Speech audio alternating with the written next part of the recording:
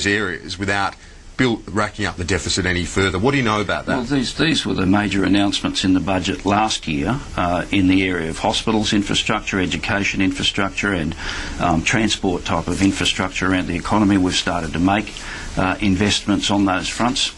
There are major considerations, of course, of infrastructure investments that Infrastructure Australia is considering. And this that revenue we're base obviously wanting to see come into the economy. This revenue base gives you more scope. Well, these were funds that were established by the government in the last budget that allow investments to be made in those sector. Yeah. Well, they were made by the Rudd government in the last budget to allow for investment in these critical areas of the economy. Well, the Howard government, of course, failed completely on that front to allocate the funding towards these critical areas of investment. They didn't do much in education or health infrastructure over a long period of time. That's ridiculous. But these things are coming into the economy, and of course we're keen to see it to support jobs. Okay, what do you make, Andrew Robb, of the reports today that the government might means test the private health insurance rebate? Is it time to rein in that sort of spend, given the economic crisis that we're facing? Look, they've been opposed to this all along, despite the quite explicit promises before the election that it would go untouched. Clearly, there's been a long-term agenda from this government to, eliminate private health insurance and to shift everything onto Medicare. It's been a long-term. Look, this is. We can see the ideological sort of attempt. They're using this global financial crisis and their mismanagement in many respects. They've spent all the money. They're racking up debt. They've got nothing left other than borrowed monies, really, to do all the really heavy lifting on infrastructure that needs to be done. And we've got a situation where the government now will cast around and try and extract monies wherever they can. And here's just another example where they're doing something which is quite opposite to the promises they made coming into the last election.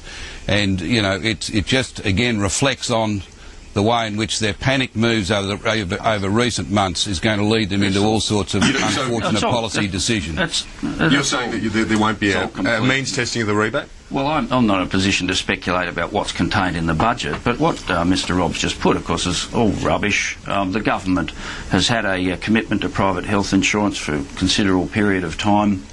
Of course, the government also, Labor governments previously established Medicare. We want to see people have good health insurance. But you haven't been supportive of the rebate from the outset. I mean, the Labor Party was very critical at the outset. It's been our policy. We took it to the last election. We've retained it, and I'm not in a position to speculate. Latter-day converts, though. No, but I'm not in a position to speculate about what's contained in the budget. But the observations, the broad brush approach that Mr Robb was just articulating is nonsense. Well, the asylum seeker issue continues, of course. Another boatload of asylum seekers, Sri Lankans, 32 of them detected by the Navy off the coast. It was less than 100 kilometres from the coast of Western Australia. The Prime Minister had a few comments generally on this issue last night at a community cabinet in Perth.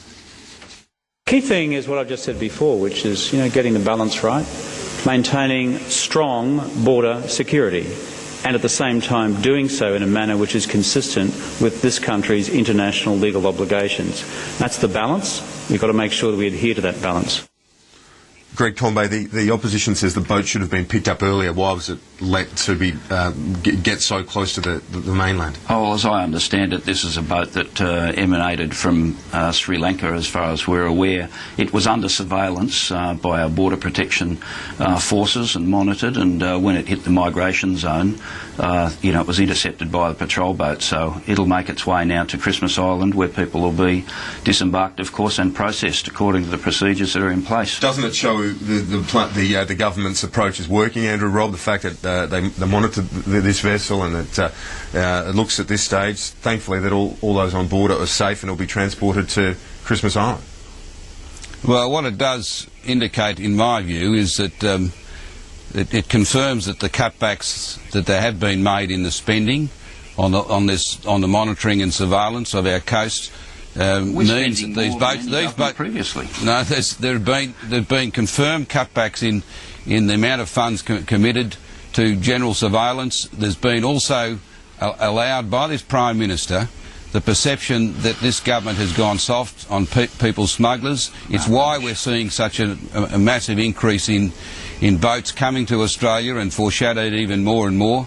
They've signalled to people smugglers that Australia's open for business again for their trade, and you know they're reaping now the product of some very bad decisions and some very poor telegraphing to the rest of the world that we've gone soft on people smuggling.